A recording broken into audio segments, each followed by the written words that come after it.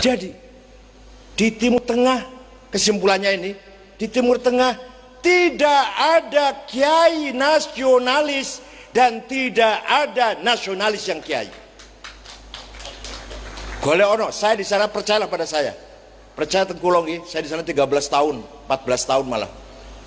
Tidak pernah mendengar ada kiai ngendikan hubbul waton minal iman. Boten wonten niku. Boten wonten. Ulama ngendikan hubbul waton minal iman di Timur Tengah boten wonten. Ulama ya Islam, Islam, Islam. Nanti nasionalis ya tanah air, kebangsaan.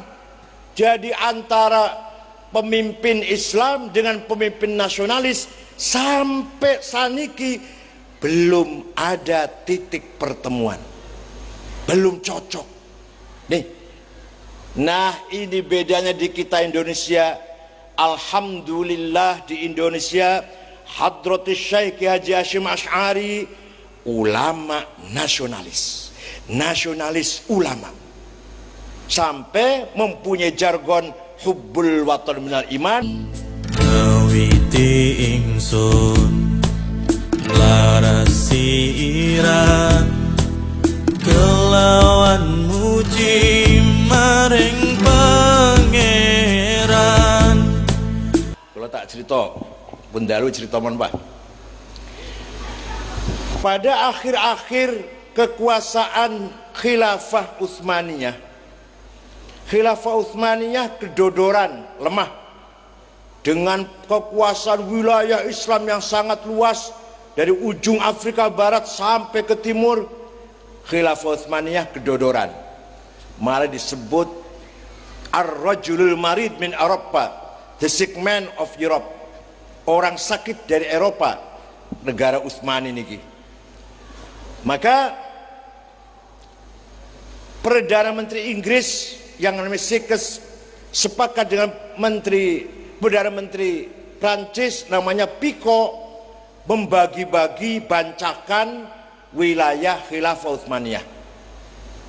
Maroko, Aljazair, Tunis, Prancis, Inggris, Sudan, Irak, Inggris, Suria, Prancis, Italia, untuk Libya, Indonesia, Belanda. Itu kesepakatan Perdana Menteri Inggris dan Prancis bahwa wilayah Islam itu dibagi, dijadikan bancakan lah, dijadikan warisan. Begitu pula tambah-tambah lagi, ditambah lagi kesepakatan atau bukan kesepakatan, keputusan Perdana Menteri Inggris Balfour memberikan tanah Palestina hadiah untuk Yahudi. Padahal 4 negara besar, Amerika, Prancis, Soviet, dan Cina, rencananya memberi pada Yahudi itu Uganda. Yang saat ini negara Uganda itu tadinya akan diberikan untuk Israel itu. Tapi Inggris ngotot, nggak setuju. Balfour namanya, ngotot agar Israel, Yahudi kembali ke tanah leluhurnya. Dan 4 negara kalah, Amerika, Prancis, Soviet, Cina ini semua ngikutin Inggris karena negara induk, negara ibu lah yang tertua. Walhasil Timur Tengah ruwet. Khilafah Utsmani, dari dalam ada agen Yahudi yang namanya Mustafa Kamal Ataturk, melakukan sekularisasi, melarang pergi haji, melarang azan dengan bahasa Arab, melarang azan pakai sound system, melarang nama Muhammad Ali, dilarang namanya Mehmet Alija, nggak boleh Ali Alija, nggak boleh Muhammad Mehmet. Melarang pakai gamis, pakai kopiah haji. Seorang imam kalau berangkat ke masjid pakai celana, pakai nyalakan topi lakan itu. Nanti kalau pakai gamisnya kalau sudah di masjid, nanti pulang dari masjid dicantolkan lagi gamisnya. Keluar dari masjid nggak boleh pakai lakan. Bahkan ada yang terjadi sampai dibunuh, yang melawan kok pakai gamis, pakai sorban, bunuh. Itu gerakan sekularisasi oleh bapak bangsa Turki Mustafa Kamal. Ata itu bapak, bapak bangsa Turki Atatürk. Maka ringkas cerita, ini paham, pengen paham orang tahun macam ini. Ringkas cerita, bubarlah Khilafah Utsmaniyah pada tahun 1924, khalifah terakhir Abdul Majid. Dari sejak Sayyidina Abu Bakar sampai tahun 1924 Masehi, bubarlah yang namanya sistem khilafah. Walaupun dengan segala kekurangannya, bagaimanapun masih adalah pemimpin sentral ketika masih ada khilafah. Maka para ulama-ulama bergerak ingin menghidupkan lagi, ingin membangun kembali khilafah. Ulama kumpul di Mesir, gak menghasilkan sepakat. Kumpul di Irak, gak menghasilkan kesepakatan. Kumpul di Jordan, gak mendapatkan kesepakatan. Pokoknya ulama waktu itu ittafaqu ala alla yattafiqu, sepakat nek ora bakal sepakat, sepakat untuk tidak sepakat. Walhasil perjuangan para ulama yang ingin mengembalikan lagi sistem khilafah gagal. Walhasil ngoten, gagal. Di sisi lain ada pejuang dengan semangat nasionalis. Dibentuk, lahirlah partai nasionalisme yang membentuk namanya Michel Aflaq, orang Suriah beragama Kristen Ortodok. Partainya namanya Ba'ath, Partai Nasionalis Sosialis Sekuler. Mengkader, menggembleng beberapa aktivis. Dari Suriah Abdul Karim Qasim Hafid Asad, dari Irak Hasan Bakar Saddam Hussein, dari Mesir Sa'ad Zaghloul, Salah Salim, Muhammad Najib, Jamal Nasir, dan seterusnya dan seterusnya. Ringkas cerita, berhasil. Maka lahirlah negara-negara nasionalis, sekuler, sosialis. Lahir Mesir merdeka, Sudan merdeka, presidennya Muhammad Najib di Mesir, kemudian ganti Jamal Nasir. Tunis Habib Bourguiba, sangat sekuler, sangat-sangat sekuler. Suriah Abdul Karim Qasim nanti digulingkan oleh Hafid Asad. Irak Hasan Bakar digulingkan oleh wakilnya yaitu Saddam Hussein. Lahirlah negara-negara nasionalis yang semua itu negara sosialis, pasti di belakangnya adalah Soviet.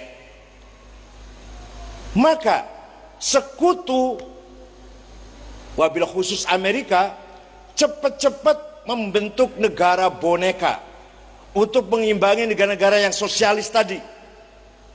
Maka cepat-cepat melahirkan negara boneka, Qatar, Bahrain, Emirat, Kuwait, Saudi. Jadi negara Bahrain itu penduduknya hanya 200.000, satu keluarga, keluarga Al-Khalifah jadi negara satu keluarga, misanan, paman, ponaan. Negara Qatar 300.000, Kuwait 700.000, dua keluarga, keluarga Sobah dan keluarga Jabir. Kalau Qatar keluarga Al-Thani. Emirat 7 keluarga jadi satu, Durman, Ajman, Syargah, Dubai, Abu Dhabi jadi satu, 7 keluarga, 1,5 juta. Saudi juga merdeka, artinya jadi negara sendiri, bukan merdeka tapi lahir negara itu. Lahirnya negara-negara tadi bukan karena semangat Islam, bukan karena semangat nasionalis. Paham betul? Kuwait, Qatar, Bahrain, Emirat, Saudi itu lahirnya negara itu bukan karena semangat Islam, bukan karena semangat nasionalis. Boneka, hadiyatan wasilah wa barakatan nazilah wa rahmatan syamilah min hadrati Amerika.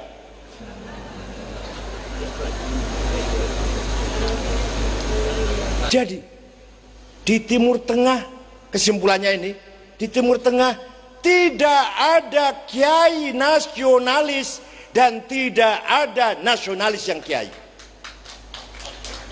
Golek ono, saya di sana, percayalah pada saya. Percaya tengkulongi, saya di sana 13 tahun, 14 tahun malah. Tidak pernah mendengar ada kiai ngendikan hubbul waton minal iman. Boten wonten niku. Boten wonten. Ulama ngendikan hubbul waton minal iman di Timur Tengah boten wonten. Ulama ya Islam. Nanti nasionalis ya tanah air, kebangsaan. Jadi antara pemimpin Islam dengan pemimpin nasionalis sampai saniki belum ada titik pertemuan, belum cocok. Nih, yang paling pokok sebab Arab niku perang saudara terus, niki yang paling pokok. Sebab utamanya ini, utamanya. Ya nanti lain-lain sebabnya banyak, tapi yang paling pokok ini. Belum menyatu antara pandangan Islamiyin dan Watoniyin. Ulama semacam Hasan Banna, Said Qutub, Muhammad Qutub, Muhammad Ghazali, Muhammad Ashmawi, Umar Tilimsani, Zaki Muhandis, Yusuf Qardawi, Said Sabiq, Hasan Turabi, Said Hawa boten bakal ngomong hubbul waton minal iman. Begitu pula Hafid Asad, Saddam Hussein, Jamal Nasir boten bakal ngomong Islam. Ya Islam sih Islam, tapi boten bakal memperjuangkan Islam lah. Nah, ini bedanya di kita Indonesia. Alhamdulillah di Indonesia Hadratus Syekh Haji Hasyim Asy'ari ulama nasionalis ulama, sampai mempunyai jargon hubbul waton minal iman. Dikira oleh SAG itu hadis dikiranya. Ini SAG yang keluaran perguruan tinggi Islam swasta, masuk sore seminggu 2 kali, patang semester bayar 15 juta di wisuda nih bang. Dosennya arang teko, mahasiswanya arang sering absen. Qala Rasulullah sallallahu alaihi wasallam hubbul waton minal iman. Aduh ya Allah, SAG masuk sore seminggu 2 kali, Jumat kalau Sabtu dok. Bukan hadis mas, itu jargon atau apa? Motonya Mbah Hasyim Asy'ari itu dan kiai-kiai yang lain, Mbah Bisri, Mbah Wahab. Mencintai tanah air bagian dari iman. Barang siapa jadi membela tanah air ini menyempurnakan iman. Barang siapa sudah beriman billahi wa rasulihi wa malaikatihi wa kutubihi wal yaumil akhir wal qadar wal qadar, tapi belum mencintai tanah air, tidak ada semangat bela tanah air, belum sempurna imannya. Barang siapa mati dalam rangka membela tanah air, syahid. Barang siapa berpihak pada penjajah Belanda atau Jepang, halal darahnya. Walaupun Mbah Hasyim tidak pernah mengatakan kafir. Ada orang Islam membelain Belanda, Jepang, boleh dibunuh walaupun tetap Islam, nggak kafir sih, nggak sembarangan ngomong kafir. Jadi, nah pertanyaannya, nasionalismenya Mitchell Aflaq, Hafid Asad, Saddam Hussein, Jamal Nasir, apa bedanya kalau nasionalismenya Mbah Hasyim Asy'ari? Apa bedanya ya? Beda jauh pak. Kalau di Timur Tengah nasionalismenya isme, ideologi yang mengganti ideologi Islam, ngoten lho, sehingga sekuler, sosialis.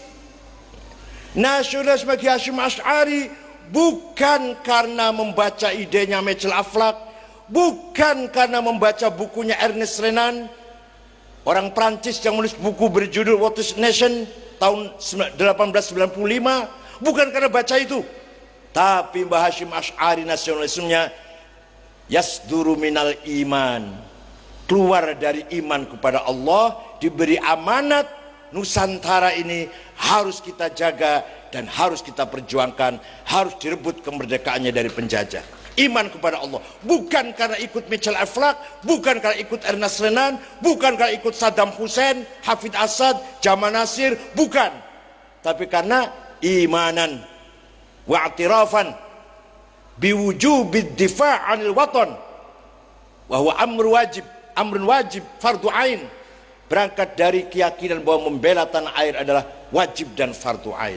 Maka jauh beda antara nasionalisme Mitchell Aflaq yang diikuti oleh Saddam Hussein, Hafid Asad, Jamal Nasir dengan nasionalisme Mbah Hasyim Asy'ari yang kita ikuti sampai sekarang.